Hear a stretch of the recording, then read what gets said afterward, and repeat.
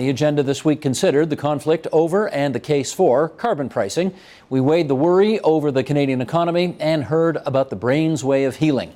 The agenda's Week in Review begins with the science of personality. By the age of 30, the character has set like plaster and will never soften again. So says the American psychologist William James. You buy into that? No. I think James got it 50% right. I think that we are essentially, as human beings, half plastered. And half plastered. And I think the half that isn't plastered is the half that I call free traits.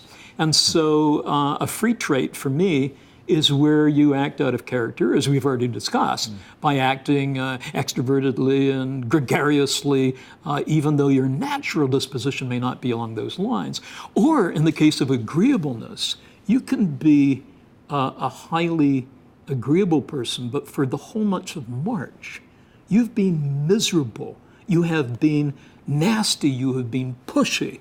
And the reason is that you're trying to get some sense of justice for your mom who's being shunted around different homes, care homes. And you need to stand up to the authorities that are thwarting her quality of life.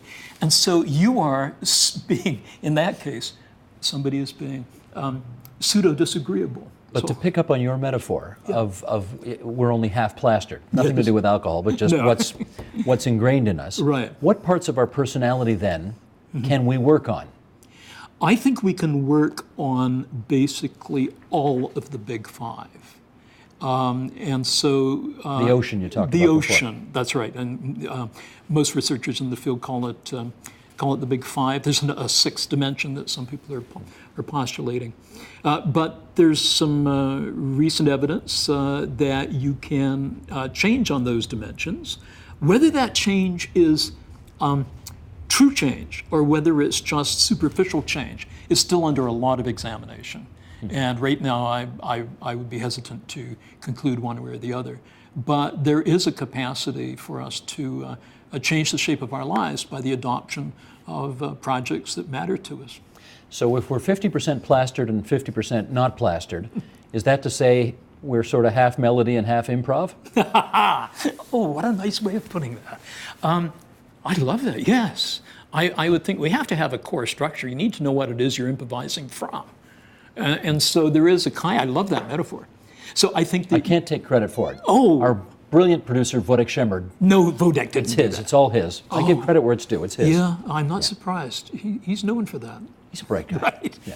I wonder where he is on this guy. I want to talk to him afterwards because I did your quiz here, you know. Yeah. I did your Big Five personality test. Yeah. He did do it. Yeah, he wouldn't tell me. He wouldn't tell you how he did? I don't think so. Oh, no. You want to see how I did? I think I could guess. Okay, let's see. I think you really are an extrovert. On ocean, Yeah. am I open to new experiences? Oh, yes. I scored very high there. Very how about high. conscientiousness? I think you would have to be. I did score high on that. Okay. Extroverted? Yes. Off the charts. Really? Agreeable? 68th centile. Higher, according to this. Really? Yeah. Yeah. How about I think- neurotic? Low. Very low. Yeah. You nailed me. But the reason I hesitated on agreeableness is that sometimes in your interviews you'll say, why? Or explain. And in a kind of direct way that you haven't done it with me, for which I'm grateful, but you have the capacity to be very direct and put people on the hot seat. That's not disagreeable, is it? To a sentimental introvert, I guess it is.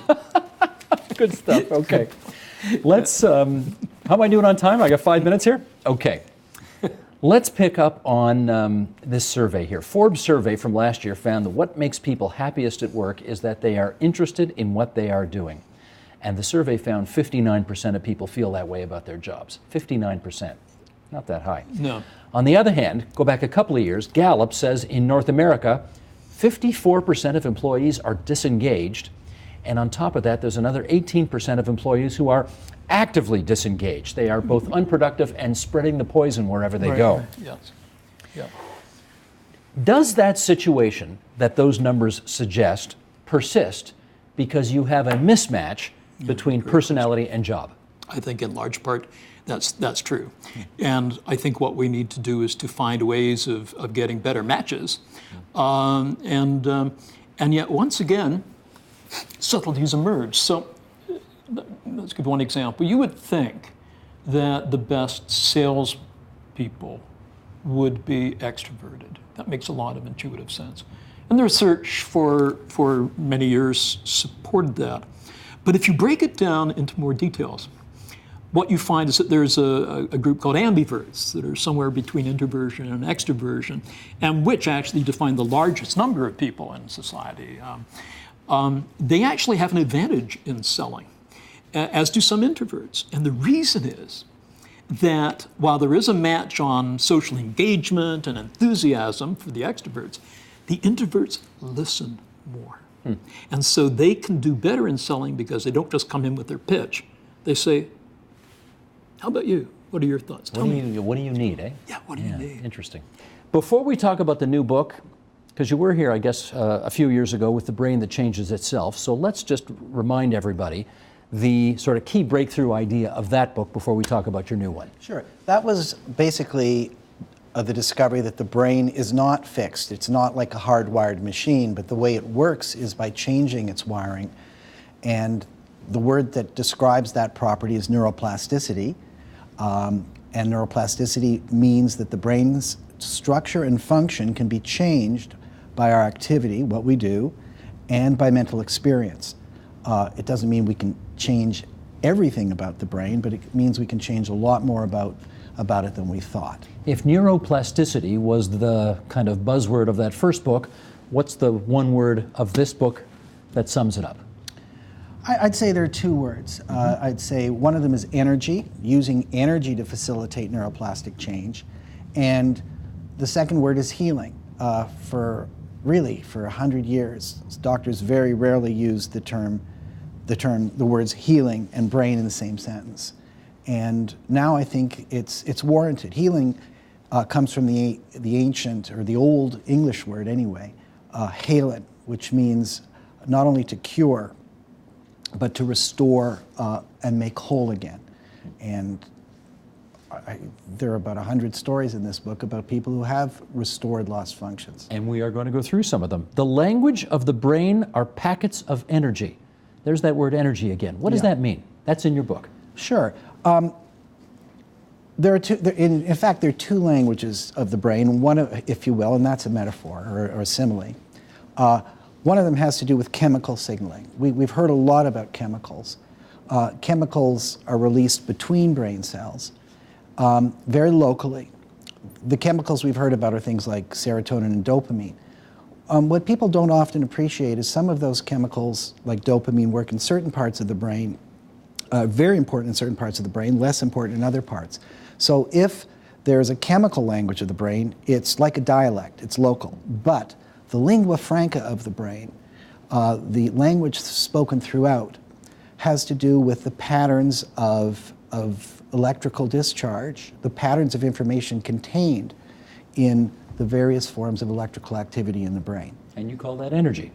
Well, it is energy. It is energy, okay. It's energy, and not in some flaky sense, it's measurable energy. There are equations that go with it, yes. This particular book gets personal for you in a way as well, because your editor, did he not have a stroke while you were in the midst of working on this together? Yeah, halfway through the book, Jim Silberman had a stroke. He was on a blood thinner and he had a bleed in his brain. It was very, very serious. It was the most ironic thing in the world, because he was one of the first lay people to be interested in brain plasticity, and he edited my first book. And we just marched through the chapters and we applied these techniques. In the first couple of days in the hospital, he had a laser light up through his nose to help his brain heal. He did the Feldenkrais technique daily. He went down to the Taub therapy technique. Fred Kahn from Toronto made sure that he got light therapy. So, I mean, there's a chapter on a device called the PONS, and he did that. How is he now? Well, I just want to say one thing about Jim is I wanted him to do a bit more but he refused to because he wanted to finish the book because he thought it was important. But I can tell you that within a couple of weeks of finishing the book, he went down to the Taub Clinic in Alabama and he took his first steps. So he's on the way back. Yeah, he's doing very well. Do we need to start pricing carbon in this country? I don't think so. You have to ask yourself a question, which is, when virtually everyone is missing the target, what's the problem? Is the problem perhaps with the target as opposed to the people trying to meet it? So we need to reconsider the question of whether or not these targets are reasonably achievable. But, pricing is a good mechanism for controlling pollution. There's been many studies on that, but it's not a universal tool. And it may be the most efficient way to reduce greenhouse gas emissions compared to other approaches. But it's also the most efficient way to a super low energy lifestyle that, frankly, Canadians have not shown any inclination to adopt voluntarily. Without being penalized into it, most Canadians have not chosen to adopt these kinds of lifestyles. So, and when you add on to the fact that it'll have little or no environmental benefit because Canada is such a small emitter on the global scheme, and China and India have not even agreed to limit their emissions for many years to come. So when you add those things up, I don't think the time is right to layer yet another carbon tax on the economy. We already have multiple carbon taxes in terms of your appliance efficiency standards, your housing energy standards, your vehicle energy standards. I don't think it's the time to layer on yet another tax. And one last point, which is not all taxes are created equal. So you can recycle the revenue, but unless you do it in a particularly textbook perfect way, it will put a drag on the economy and it will make Canada less competitive internationally. Okay, a whole lot of points there that we need to pick apart. Peter Victor, let me start with the first thing Ken said in that answer, which is he did not believe that the targets that we have set over the past 25 years or so are particularly achievable. Is he right about that? No, I don't think he's right about that at all. I think that the targets have always been set on the rather conservative side, rather modest, because they're set as a result of a process of negotiation where a range of interests come into play. I think that as we've gone through the last 20 years, we've learned more and more about the significance and the seriousness of climate change as a problem, and that even meeting those targets is not going to wrestle that problem to the ground. And we've lost our place in the international community as a leader on environment because we're just not keeping up with the pack. If the targets are so modest, how come we can't hit them? I think we can hit them. But we're not hitting them. Well, we haven't introduced the right policies up to now, and that's why the proposal for a price on carbon, I think, is particularly attractive. Can it be good for the economy to price carbon? Well, it depends on what you mean by good for the economy. I come at this a little differently from many other economists. What's the economy good for? Is the question I want to ask. And the economy has to be good for employment and for security and for giving people a good standard of living. And that doesn't always result in endless economic growth, or let's put it differently, we don't need endless economic growth to satisfy those important outcomes. So I think a carbon price can definitely be good for the economy in terms of increasing our overall well-being. Absolutely. Chris, I saw you jotting something down there. You want to share with the rest of the class? Well, your question is, can a carbon price be good for the economy? When you ask an economist that question, the answer is almost certainly going to be, and it will be right now, relative to what? And here's where I'm going to agree with Ken. Is that Ken said that pollution pricing is probably better than the alternatives. So if you look at those targets that every country, and I'll think about the provincial targets, right? 8 out of the 10 provinces are going to miss their 2020 targets. So what that says is if they really want to achieve those targets, they need more policy. And if they want more policy, they've got basically two choices. You can use some sort of a regulatory approach, which tends to be fairly intrusive and prescriptive about what firms need to do, or you can use a market-based measure that has pricing at its core. And a central message of our report is that province by province in this country, there are big economic advantages to using the carbon pricing approach rather than a regulatory approach. And I'll just give you the number, that for Canada overall, the number is 3.7% of national income, that's GDP, in 2020. That's a big number. You know that we just went through a recession a few years ago. It was GDP fell by about 3.3%, lasted for a couple of years. This is 3.7% as a permanent benefit for using carbon pricing rather than a regulatory approach to achieve those targets. Ken, if that's the case, why are you opposed? Well, because we're not doing any rathering. we're doing additional. So there are some people discussing this in the States as well, which is the idea of a grand carbon tax swap, where you put a price on carbon, but you also remove the regulations that are redundant. You remove the regulations and subsidies that are aimed at reducing carbon emissions. Let's not forget, we're all talking about greenhouse gas emissions right now. Conventional pollution has been a tremendous success story in Canada in terms of reducing our traditional impacts on the environment. But we're not getting any rathers. We're just getting extras. So it's more and more on top. And in fact, environmentalists are already arguing that the tax to be effective will have to be much, much higher than the $30 it is today in British Columbia in order to get people to change their behavior. And Ross McKittrick, a senior fellow at our institute, found the same thing when he looked at the question of what would it take to just get motorists to reduce their gasoline consumption by 30%. And it took more than $1.50 per liter. To get them to move away from using gasoline. So we're not seeing a nice, neat tax reform proposal. We're seeing a tax on top proposal. Well, let me pick that up with Sanine. You're part of a big meeting at Queen's Park the other day, right? All sorts of people, Minister of the Environment and Climate Change and lots of other experts. Did you emerge from that meeting with a sense that this is a group that is looking at rathers as opposed to extras? Well, I think one of the defining characteristics of this problem that we're talking about today is that it requires us to make connections across different areas. So the people who are responsible for pollution need to talk to the people who are responsible for the economy and for trade, and the people who are responsible for trade need to talk to the people who are responsible for other areas like the stewardship of our forests. And so it makes for a complicated process, and it's actually one of the things the minister said is that he has responsibility to help Ontario achieve its greenhouse gas reduction targets, but is dependent on all of his cabinet colleagues to do that. That's the meeting you had the other day, I guess. That's right. Everybody showed up. To bring people together to start having that conversation. Now, obviously, we need to be smart about making recommendations where it falls within the bailiwick of a minister wherever we can. But I think this is one of the big challenges that we face in renewing Canada's economy and in reducing this false choice between the economy and the environment, and that is to make the connections between the policy silos, which frankly is not something that we're very good at or very practiced at. Well, one of the reasons we're talking about this on this program tonight, of course, is that the Ontario government says it's on the verge of announcing something big. And we don't know all the details of it yet, but it's probably a cap and trade system, probably not a carbon tax like the province of British Columbia implemented 7 years ago. I want to play a little clip here. This is Gord Miller, who's the outgoing Environmental Commissioner of Ontario. He's got another month or two on the job. And he talked about the BC carbon tax approach. Ken, you just referred to it a second ago. $30 per ton of carbon is charged, whether that's doing the job to reduce pollution. Here's what Gord Miller had to say on that. Roll it, please. Carbon tax is a good thing when they do like they did in British Columbia, which is you tax the things that emit bad stuff in the atmosphere and you give the money back to the people, which British Columbia has done. And that's why they have had one of the most successful carbon taxes certainly in the continent, if not the world, because the money goes back, and then people know it goes back because it comes back directly on lowering their tax bill. Chris, has the BC carbon tax example been successful in your view? Yes, and in a couple of ways.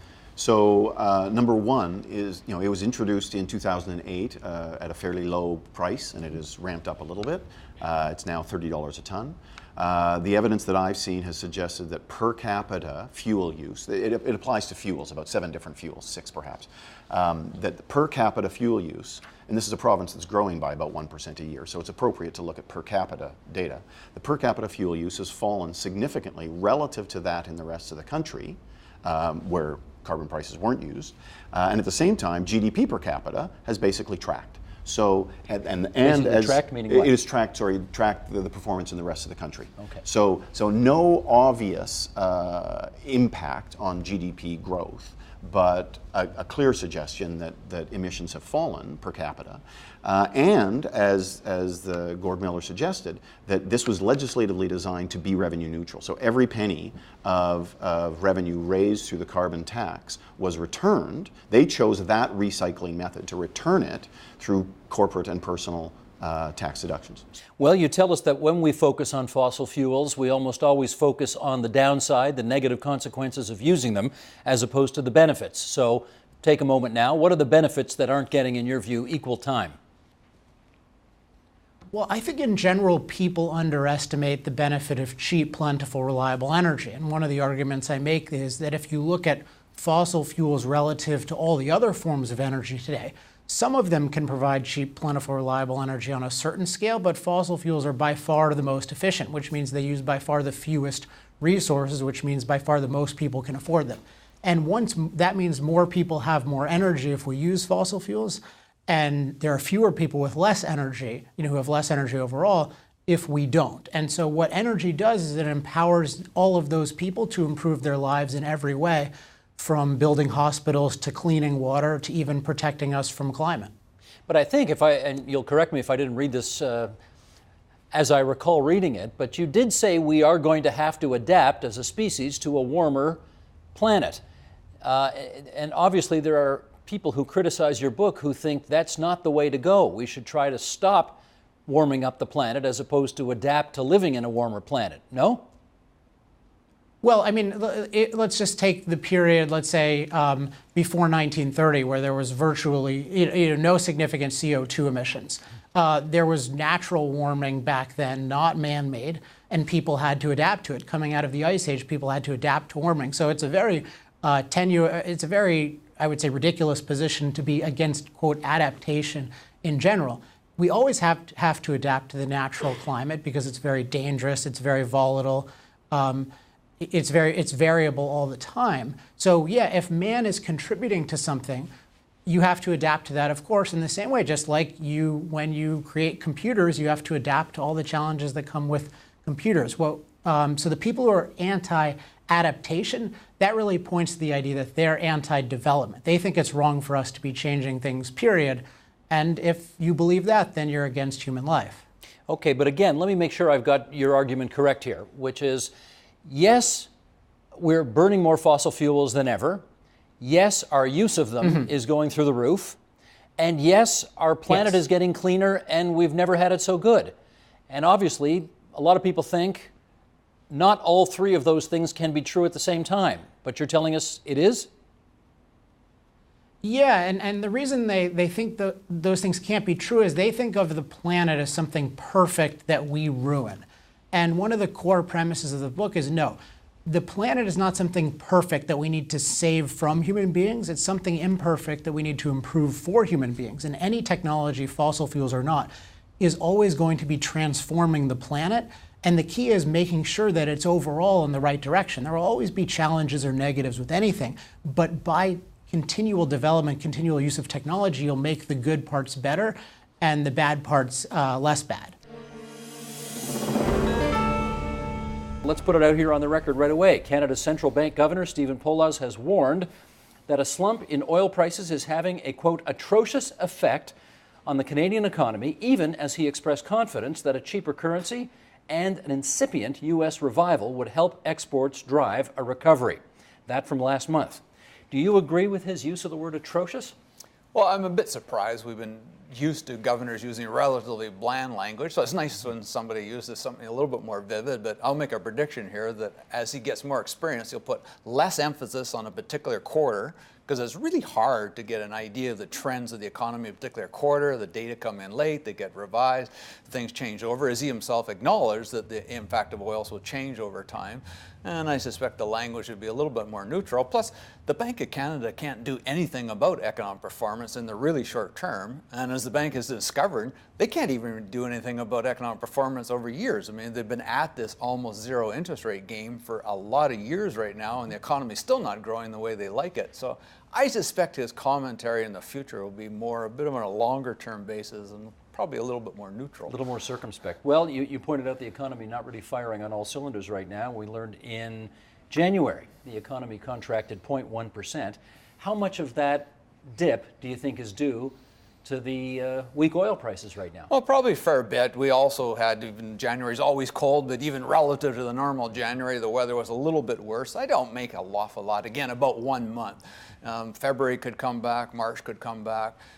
I look at it a little bit longer trend. We have been stuck in about a 2% real growth pattern for the last couple of years. And then you have to sit back. Well, is that what we would expect? And I've been arguing for 5 years that is what we should expect. Been that way for a long time. I think others are coming to my view. There's two parts to it in terms of the way the Bank of Canada looks at it. What is a sustainable rate of growth for the Canadian economy? And everyone used to think it was around 2.5%. And I've been saying for years now, no, it's not anymore.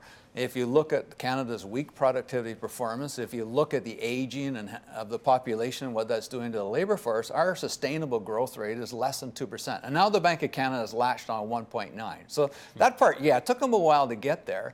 And then the second part is there still slack in the economy left over from the recession that we should be dipping into? So should we be growing above that 1.9%? And I've again been saying for 5 years, no, there isn't. The recession was devastating. A lot of the capital that got displaced is gone. It's no longer relevant in the economy. And the Bank of Canada points out like the long-term unemployment rate is still very long. These people should be coming back in the workforce. But my point is, I wish they would, but can we expect that? Are there skills what the labor force is looking for right now? Maybe not. Maybe we're not going to have that spring back in growth. And maybe 2% is the new normal, and unfortunately get used to it. Here's why this is not as cut and dried as perhaps the economists would like it to be.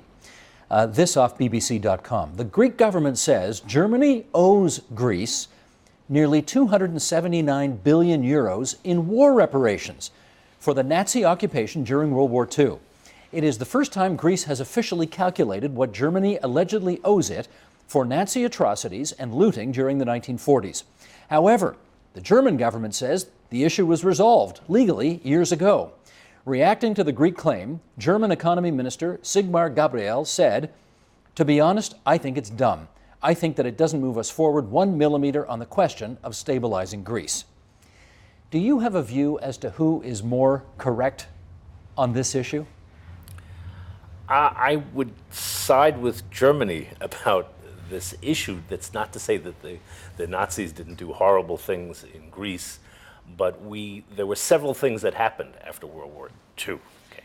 We decided we had to avoid the reparations issues that haunted post-World War I era. We had to be clear, and we could not redress all the injustices, all the damage that had been done after World War I or after World War II by it. And I'm not sure any amount of money can redress what the Nazi regime did in the world. We decided on more of an international way, a more consensus about some reasonable things, and then drawing a line and saying, this is it. And that was basically done with this. And for Greece to bring it up now is a tad odd, in that